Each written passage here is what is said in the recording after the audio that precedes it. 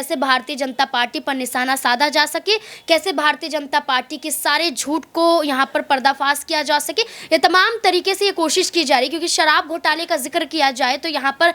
संजय सिंह, मनीष सिसोदिया के बाद अरविंद केजरीवाल का नंबर बताया जा रहा था और ये कहा जा रहा था कि पहला नोटिस ईडी ने जारी किया है, उसके जवाब तो दे दिया, लेकिन दूसरा नोटिस लगभग जारी होता हुआ नजर आएगा, जो अभी तक नहीं हुआ है, जिससे ये अनुमान लगाए जा रहे हैं कि कहीं ना कहीं ईडी अधिकारी इंतजार कर रहे हैं कैसे कि अरविंद केजरीवाल के खिलाफ एक भी तो यहाँ पर खुद ही कोर्ट की तरफ से कहा गया था ये एक अलग प्रक्रिया होती है, इस मामले में आप पूरी पार्टी को यहाँ पर आरोपी नहीं बना सकते। और ये भी कहा था अगर आप पूरी पार्टी को आरोपी बनाना चाहते हैं तो एक एक नेताओं के नाम क्यों बता रहे हैं, पूरी पार्टी को यहाँ पर आप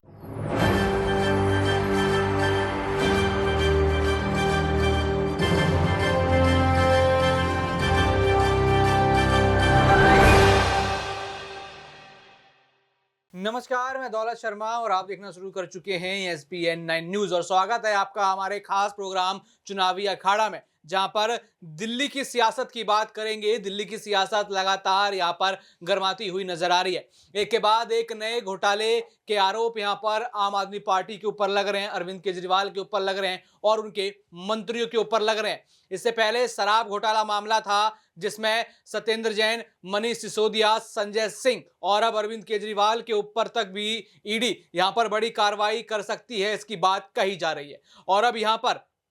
इन्हीं सब को लेकर अरविंद केजरीवाल एक नए मिशन पर हैं और यहां पर 1 दिसंबर से लेकर 20 दिसंबर के बीच मैं भी केजरीवाल नाम का एक कैंपेन चलाया जाएगा। इस कैंपेन में आम आदमी पार्टी के नेता घर घर जाएंगे, यहां पर कई मतदाता केंद्रों पर जाएंगे और यहां पर लोगों से पूछेंगे कि आखिर अरविंद केजरीवाल को इस्तीफा दे देना चाहिए या फिर उन्हें जेल से सरकार चलानी चाहिए। यह सवाल इसलिए यहां पर उठ रहा है, खुद आम आदमी पार्टी के मन में भी यह सवाल है, क्योंकि ईडी का पहला समन जब शराब घोटाले में आया था तो अरविंद केजरीवाल अपना बयान दे देते हैं और उसके बाद चुनावी रैलियों में चले जाते हैं। और अब यहां पे आशंका है कि दूसरा समन भी जल्द ही उनको यहां पर मिल सकता है और गिरफ्तारी होना लगभग तय है। इसका डर खुद आम आदमी पार्टी को सता रहा है।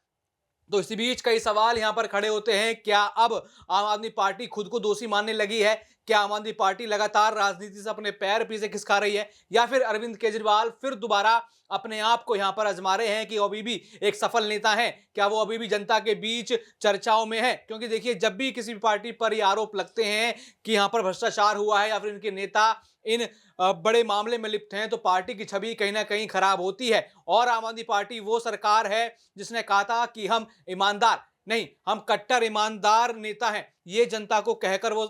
सामने आए थे। देश की राजनीति बदलने के नाम पर उन्होंने दिल्ली की कुर्सी अपने हाथ में ली थी और हमने देखा कि कुछ कार्यकाल जब उनका बीता तो स्कूलों का काम हुआ, स्वास्थ्य व्यवस्थाओं का काम हुआ, जनता भी उनको यहां पर शाबाशियां देती हुई नजर आई। लेकिन जब धीरे धीरे आम आदमी पार्टी का ग्राफ बढ़ता गया, तभी लगातार घोटालों के आरोप भी उनके ऊपर बढ़ते रहे, जैसे शराब घोटाला, दिल्ली जल बोर्ड घोटाला, यहाँ पर स्कूल घोटाला, कई सारे घोटाले यहाँ पर सामने आए। लेकिन क्या अब अरविंद केजरीवाल जनता के बीच फिर दोबारा उतर गए? यही सवाल हमारे साथ हैं और इन सवालों का जवाब देने के लिए नाज़मीन हमारे साथ हैं। उनसे यहाँ पर पहला सवाल करेंगे कि क्या अब खुद आम आदमी पार्टी अपने आप को क्या दोषी की तरह देखने लगी है? क्या आम आदमी पार्टी के नेताओं के मन में यह सवाल आ गया है कि गिरफ्तारी यहाँ पर अरविंद केजरीवाल की तय है, इसलिए जनता में अपने आप को आजमाने निकले? देखिए, यहाँ पर आम आदमी पार्टी की बात करें तो गिरफ्तारी का डर नहीं है, बस यहाँ पर गुस्सा है और वो गुस्से के ज़रिए यहाँ पर भारतीय जनता पार्टी को एक सबक सिखाने की कोशिश की जा रही है। देखा जा रहा है कि यहाँ पर अरविंद केजरीवाल की गिरफ्तारी नहीं हो सकती है, इसलिए कैंपेन भी चलाया जा रहा है। इनका मुद्दा सिर्फ ये है कि जनता को जागरूक किया जा सके, जनता तक मैसेज पहुँचाया जा सके कि आपके नेताओं के साथ क्या-क्या हो रहा है। आपको भनक भी नहीं है और कैसे केंद्र सरकार उनके खिलाफ घोटाले के बड़े आरोप लगा रही है। तो ये एक कैंपेन का जरिया है कि कैसे भारतीय जनता पार्टी पर निशाना साधा जा सके, कैसे भारतीय जनता पार्टी के सारे झूठ को यहाँ पर पर्दाफाश किया जा सके। ये तमाम तरीके से ये कोशिश की जा रही है, क्योंकि शराब घोटाले का जिक्र किया जाए तो यहाँ पर संजय सिंह, मनीष सिसोदिया के बाद अरविंद केजरीवाल का नंबर बताया जा रहा था और ये कहा जा रहा था कि पहला नोटिस ईडी ने जारी किया है, उसके जवाब तो दे दिया, लेकिन दूसरा नोटिस लगभग जारी होता हुआ नजर आएगा, जो अभी तक नहीं हुआ है, जिससे जिससे ये अनुमान लगाए जा रहे हैं कि कहीं ना कहीं ईडी अधिकारी इंतजार कर रहे हैं कैसे कि अरविंद केजरीवाल के खिलाफ एक भी मौका मिल जाए और तुरंत हम यहाँ पर जांच की बात करें और जांच के तहत उनकी गिरफ्तारी कर ले। तो ये एक एजेंडा है, एक मकसद है कि गिरफ्तारी यहाँ पर करवानी है, लेकिन उस मकसद के इरादे को यहाँ पर भाप चुकी है आम आदमी पार्टी और इसलिए लगातार कह रही है कि अरविंद केजरीवाल की गिरफ्तारी हो सकती है। अरविंद केजरीवाल को झूठे आरोपों में फंसाया भी जा सकता है और अरविंद केजरीवाल के साथ अगर ऐसा होता है तो हम नहीं चाहेंगे कि अरविंद केजरीवाल इस्तीफा दे। उन्होंने कहा है कि हमारी सरकार जेल से भी चलने के लिए तैयार होगी, लेकिन अरविंद केजरीवाल इस्तीफा नहीं देंगे। यहाँ पर लगातार आम आदमी पार्टी के ऊपर घोटाले के आरोप लग रहे हैं, लेकिन यहाँ पर आम आदमी पार्टी भी बैक में बीजेपी के ऊपर बड़ा आरोप लगाती है कि यहाँ पर बीजेपी डर गई है उनकी राजनीति देखकर, क्योंकि बीजेपी के पास हिंदू मुस्लिम के अलावा कोई और मुद्दा नहीं, लेकिन हम यहाँ विकास की राजनीति कर रहे हैं। तो क्या यही बड़ी वजह है कि बीजेपी डर गई है इसलिए सेंट्रल एजेंसियों का इस्तेमाल हो रहा है, या फिर यहाँ पर कुछ दाल में ऐसा कुछ काला है, या फिर आम आदमी पार्टी अपने आप को बचाने के लिए ऐसा कर रही है? देखिए, अभी फिलहाल 5 राज्यों में विधानसभा चुनाव थे और 5 राज्यों के एग्जिट पोल सबके सामने नजर आ रहे हैं। तो कहीं ना कहीं ऐसे राज्य जिसमें ये कहा गया था कि भारतीय जनता पार्टी एक बम्पर जीत नजर आएगी भारतीय जनता पार्टी की, लेकिन वही भारतीय जनता पार्टी जिसने तमाम राज्यों में कोशिश की कि यहाँ पर सरकारी एजेंसियों को लगा दिया जाए। राजस्थान का जिक्र कर ले, यहाँ पर भी अशोक गहलोत के बेटे के खिलाफ, कांग्रेस के अध्यक्ष के खिलाफ यहाँ पर सरकारी एजेंसियों का शिकंजा कसा गया। इसके बाद क्या देखा जाता है कि छत्तीसगढ़ में भूपेश बघेल के खिलाफ भी बड़ी कार्यवाही करवाई जाती है, लेकिन इन्हीं दोनों राज्यों को लेकर यह कहा जा रहा है कि यहाँ पर भारतीय जनता पार्टी की हार